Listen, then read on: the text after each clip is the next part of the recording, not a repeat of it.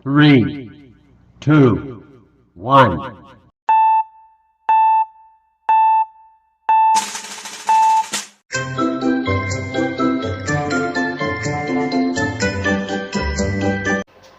Assalamualaikum warahmatullahi wabarakatuh.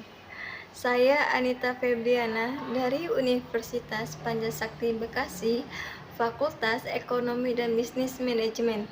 Nah, kali ini saya akan membahas mengenai sejarah sosial media. Nah, kita mengenal sosial media pada zaman saat ini atau pada zaman sebelumnya. Nah, sosial media pada zaman saat ini ataupun di era pandemi ini sangat canggih, apalagi memiliki kegunaan bagi orang banyak. Nah, dengan ada sosial media ini, kita bisa saling berinteraksi kepada orang lain atau menjalin silaturahmi dengan adanya komunikasi antara sosial media.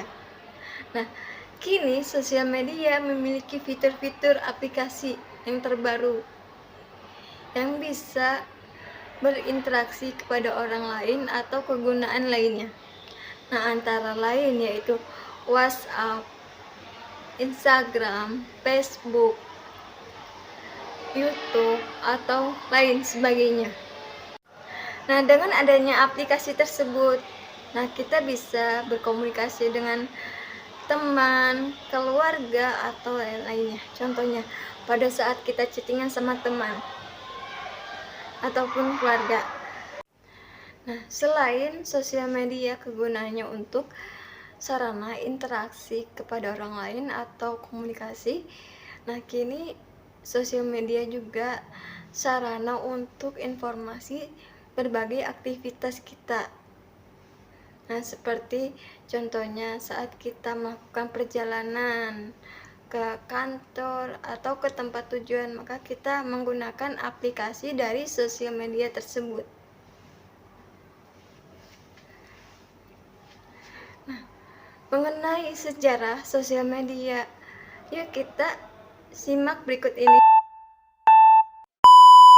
Sosial media di sini adalah sarana yang digunakan oleh orang-orang untuk berinteraksi satu sama lain dengan cara menciptakan berbagai seperti pertukaran informasi dan gagasan dalam sebuah jaringan dan komunikasi virtual, yaitu sejarah sosial media.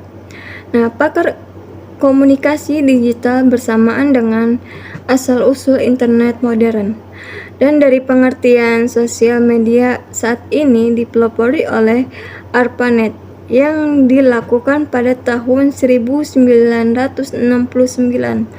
Lalu kemudian pada tahun 1987, National Science Foundation meluncurkan jaringan digital nasional yang lebih kuat dengan nama NSPNet.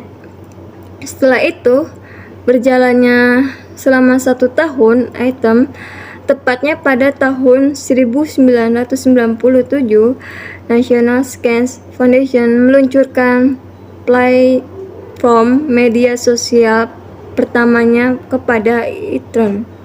Di sini, menurut The History of Social Networking, di situs Digital Trend, tumbuh dan berkembangnya internet pada tahun sekitar 1980 hingga 1990 berpotensi untuk memperkenalkan layanan komunikasi online seperti American Online Throttling.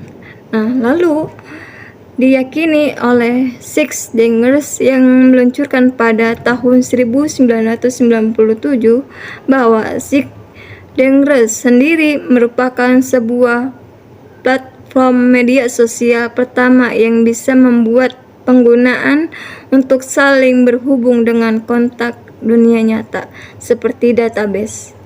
Contoh berikut ini. Satu bentuk awal yang lain dari layanan komunikasi sosial setelah diluncurkan pada tahun 1909 Weblog atau blog yang bernama situs diterbitkan oleh Live Journal mulai banyak diminati oleh banyak orang. Nah, seperti di samping ini adalah contoh dari situs weblog atau blog. Nah, sementara itu, berselang beberapa tahun, platform penerbitan blogger yang dibuat oleh perusahaan teknologi Pira Labs secara resmi dibeli oleh Google pada tahun 2003. Nah, setelah itu, MySpace berhasil meluncurkan pada tahun 2003 dan berhasil menjadi salah satu situs web yang paling banyak dikunjungi oleh planet ini pada tahun 2006. Nah, selanjutnya, media sosial ini menyediakan fasilitas agar pengguna dapat saling berbagi iklan secara langsung di halaman profil mereka. Nah, seperti contoh yang di samping ini merupakan situs web MySpace yang diluncurkan pada tahun 2003. Dunia internet, karena Google juga pernah mencoba meluncurkan media sosial pada tahun 2012 dengan nama Google+. Hanya saja media sosial ini tidak memiliki umur yang panjang setelah dilaporkan melakukan pelanggaran keamanan data sekitar 5.000 penggunaannya. Nah, kesimpulan dari presentasi yang saya sampaikan tadi, bahwasanya media sosial adalah suatu sarana para pengguna untuk saling berinteraksi atau berkomunikasi dengan satu sama lain. Nah, dari perkembangan zaman pada saat ini, mungkin media sosial mengalami perubahan dari zaman ke zaman. Yang tadinya kita berkomunikasi dari telepon genggam dan sekarang menjadi HP Android, yang tadinya kita hanya mendengarkan radio, nah sekarang hanya dengan mendengarkan dan melihat, yaitu televisi. Nah, tadinya kita mengirim surat atau menulis surat itu dengan kertas, nah sekarang menjadi adanya chattingan dengan WhatsApp, Facebook, Instagram, dan aplikasi lainnya. Saran dari saya sebagai generasi milenial dengan adanya teknologi sosial media ini, maka gunakanlah media sosial ini dengan sebaik-baik mungkin dan kita ambil positifnya saja agar kita tidak pengaruh dengan adanya zaman ini. Nah, baiklah presentasi yang saya sampaikan, semoga bermanfaat bagi kalian semua. Apabila ada salah kata, mohon dimaafkan. Wassalamualaikum warahmatullahi wabarakatuh.